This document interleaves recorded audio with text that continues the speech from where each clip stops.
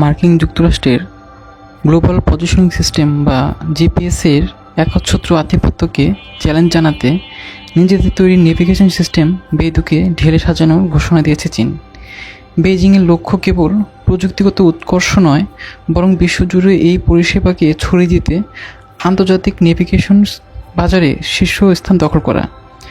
সম্প্রতি China satellite navigation office জানিয়েছে,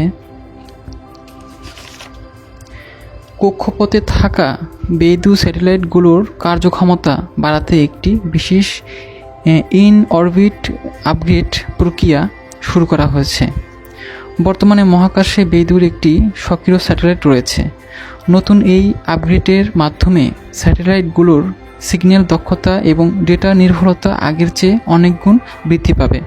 বর্তমানে বেইদু সিস্টেম বৈশ্বিক পর্যায়ে 10 মিটারের কম দূরত্বের নির্ভরতা নিশ্চিত করে, তবে এর প্রিসাইজ পয়েন্ট পজিশনিং পিপিআর পরিষেবার মাধ্যমে আনুপাতিকভাবে 0.3 মিটার এবং লম্বাভাবে 0.6 মিটারেরও বেশি ব্যবধানে অবস্থান শনাক্ত করা সম্ভব। বেইজিংয়ের দাবি, এই আধুনিকায়নের ফলে বেইদু বিশ্বের অন্যতম শক্তিশালী এবং নির্ভরযোগ্য নেভিগেশন নেটওয়ার্কে পরিণত হবে।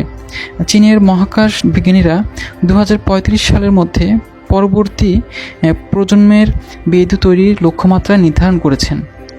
এই নতুন সংস্করণটি হবে আরও বুদ্ধিমান এবং সমন্বিত। এটি কেবল স্থলভাগ বা সমুদ্র নয়, গভীর সমুদ্র থেকে শুরু করে মহাকাশ পর্যন্ত নিরবিচ্ছিন্ন নেভিগেশন সেবা প্রদান করতে সক্ষম হবে। 2025 সালের মধ্যে এর প্রধান প্রযুক্তিগত ধাপগুলো সমন্বয় করার পরিকল্পনা রয়েছে। বেইজিংয়ের চীন ইতিমধ্যেই 130টিরও বেশি দেশে বেইদু পরিষেবার সরঞ্জাম রপ্তানি করেছে।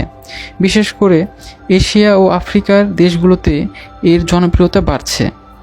বিশেষজ্ঞরা মনে করছেন, চীনের belt and road initiative BRI এর অন্তর্ভুক্ত দেশগুলোকে জিপিএসের বিকল্প হিসেবে বেইদুকে জনপ্রিয় করাই বেইজিংয়ের কৌশলগত লক্ষ্য।